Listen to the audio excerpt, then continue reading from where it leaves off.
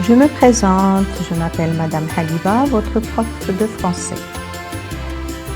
Abonnez-vous à ma chaîne, cliquez sur la clochette pour recevoir mes publications, mettez j'aime et partagez avec tout le monde, vous ne regretterez pas.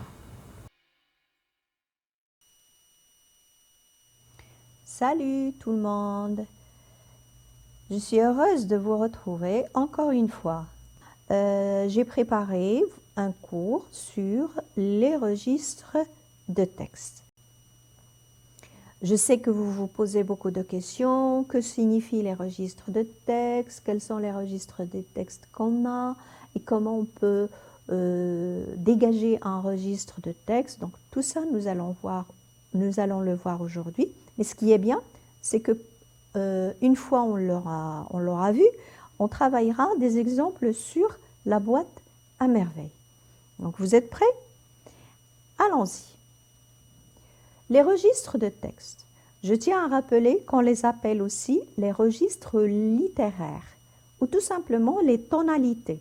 Donc si vous entendez les trois mots, ça veut dire la même chose. On peut dire un registre de texte, un registre littéraire ou une tonalité. Donc, le registre de texte, c'est quoi? Un texte produit sur son lecteur des émotions diverses, telles que la tristesse, la colère, le rire, par son registre. Il communique un état d'esprit, un sentiment ou un plaisir esthétique. Selon les faits recherchés et les procédés choisis pour l'atteindre, on distinguera les registres épiques, lyriques, comiques, tragiques, dramatique, pathétique, polémique, oratoire, didactique, réaliste, fantastique ou laudatif. Donc je vais expliquer un peu tout ça. Ça veut dire, l'auteur dans un texte cherche à produire un effet chez le lecteur. Par exemple, il veut le faire rire, ou bien il veut le faire pleurer. Ou alors, il veut l'émouvoir, toucher ses sentiments. Par exemple, la peur, l'angoisse, et ainsi de suite. Alors, pour cela, qu'est-ce qu'il fait? Il choisit un registre de texte qui correspond à l'un de ces effets. Et pour cela, il a besoin de divers procédés comme les figures de style, le champ lexical. Donc, on peut dire que parmi les registres de texte, il y a le registre comique, le registre tragique, le registre pathétique, le registre laudatif, le registre épique, le registre lyrique, le registre réaliste, le registre fantastique, le registre polémique, le registre oratoire, le registre satirique et le registre didactique. Alors, il y a trois objectifs. Connaître les registres, dégager les faits recherchés et retrouver le registre qui correspond à ces effets-là. Donc, pour ceci, on va commencer par connaître et comprendre les divers registres. Commençons par le registre laudatif. Madame, c'est quoi le registre laudatif? C'est un registre qui est destiné à vanter les mérites d'un personnage, d'un produit ou d'une idéologie. C'est-à-dire, on en fait une description positive, une description qui met en valeur les qualités d'une personne, par exemple. On y emploie naturellement un lexique mélioratif, puisqu'on met en valeur. On utilise aussi des images valorisantes, parfois même des hyperboles, des exclamations, des énumérations. Maintenant, le registre pathétique. Alors, il cherche à susciter, à provoquer un sentiment de pitié et de compassion. Par exemple, quand vous voyez un petit enfant dans la rue, il est sale, il est orphelin, il est tout seul, vous ressentez de la pitié envers cet enfant. Vous avez de la compassion envers cet enfant. Voilà ce qu'on appelle la pitié et la compassion. Et là, on utilise un champ lexical des sentiments, bien sûr, et des figures de style comme l'hyperbole. Par exemple, hein, mais il y a aussi la comparaison, il y a d'autres figures de style. Le registre satirique. Alors, le registre satirique, c'est lorsqu'on critique les défauts d'un individu ou d'une société, mais dans le but de susciter le rire du lecteur en ridiculisant la situation. Donc, la situation tourne au ridicule et le lecteur commence à rire. À ce moment-là, on dit qu'on a le registre satirique. On peut l'appeler aussi le registre ironique. Le registre polémique. Normalement, c'est un registre qui caractérise des textes argumentatifs. Ça veut dire un texte où l'on trouve la discussion d'une idée ou d'une thèse, ou bien pour chercher à convaincre le destinataire ou bien le lecteur. Donc, ce genre de registre s'adresse à la raison en utilisant parfois la question rhétorique. On utilise beaucoup la question rhétorique, des concessions, des objections, et ainsi de suite. Le registre épique. C'est quoi le registre épique?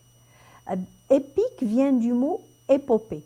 Et l'épopée, normalement, c'est un long poème dans lequel se trouvent mis en scène des héros de guerre.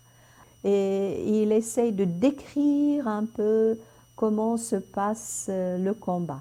Ce registre, bien sûr, cherche à provoquer chez le lecteur de l'admiration, bon, en exagérant un peu sur les événements, bien sûr.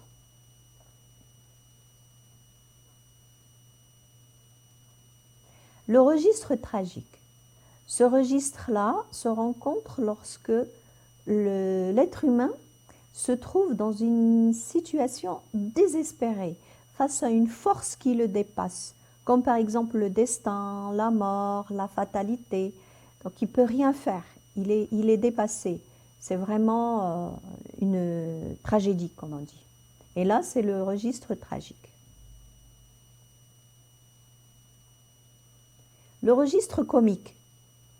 Ce registre, il cherche à susciter le rire du spectateur ou du lecteur. Alors, je vais juste faire une petite remarque la différence entre le registre comique et le registre satirique. Alors, dans le registre satirique et dans le registre comique, on provoque le rire. Mais dans le registre satirique, on provoque le rire en se moquant, alors que dans le registre comique, on provoque le rire en s'amusant. Voilà.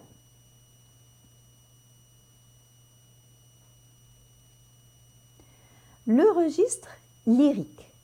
Il cherche à émouvoir le lecteur en utilisant le champ lexical des sentiments, les marques de subjectivité. Il y a aussi un rythme musical des mots.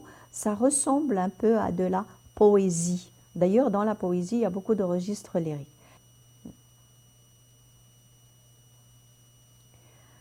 Le registre oratoire. Alors, le registre oratoire, il exploite des procédés de la rhétorique. Et la rhétorique, c'est quoi? La rhétorique, c'est l'art de parler. C'est l'art de faire et de présenter des discours. Donc les procédés de la rhétorique vont produire un effet sur l'auditoire à travers, bien sûr, le discours. C'est-à-dire que le lecteur, devant un texte où il y a le registre oratoire, va ressentir de l'admiration devant ce qu'il entend ou bien ce qu'il lit.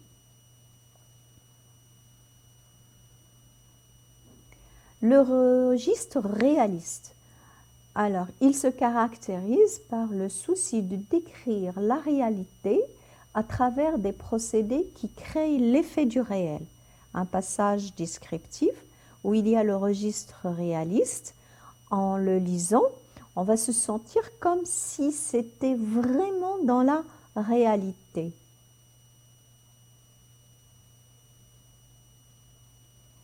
Le registre didactique.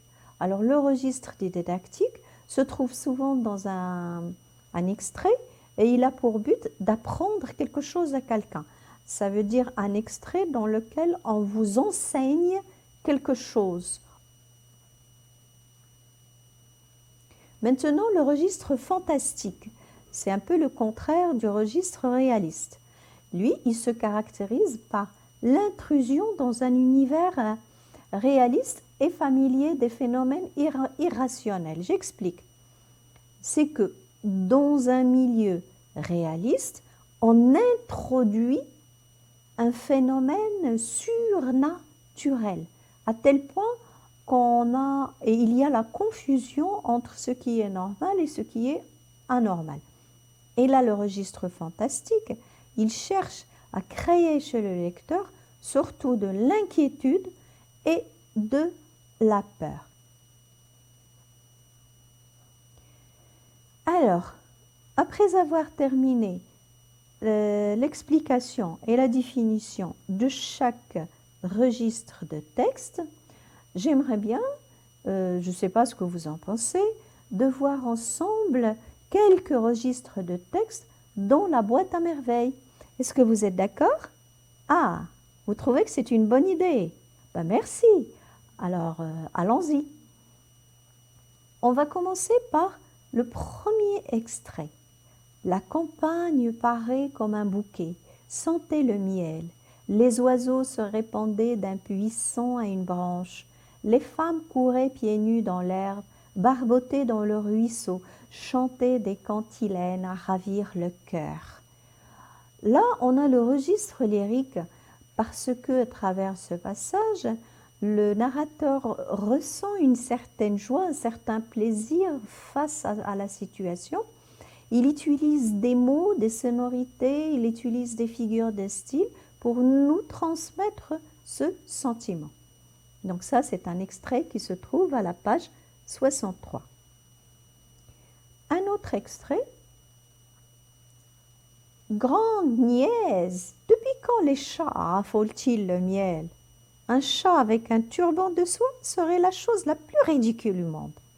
Une fille aussi bête que Zineb ne peut rien trouver d'amusant dans sa pauvre cervelle. Là, on voit bien que Sidi Mohamed est en train de nous décrire un peu Zineb. Il nous donne son point de vue, mais il la décrit d'une manière ridicule, ironique. Il voudrait créer notre rire tout en se moquant de Zineb. Donc on va dire que le registre est ironique ou bien satirique. Hein, on peut dire aussi satirique.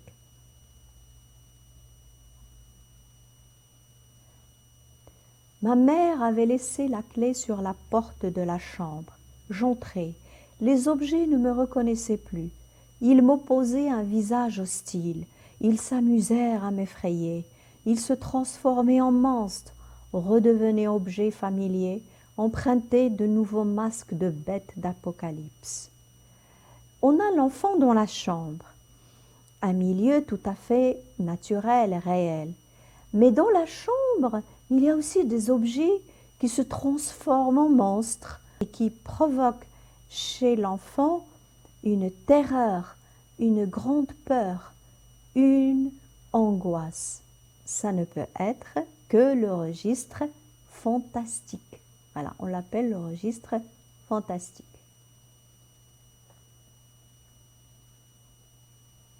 Tout à l'heure, après les ablutions rituelles, il sera vêtu pour la dernière fois de blanc.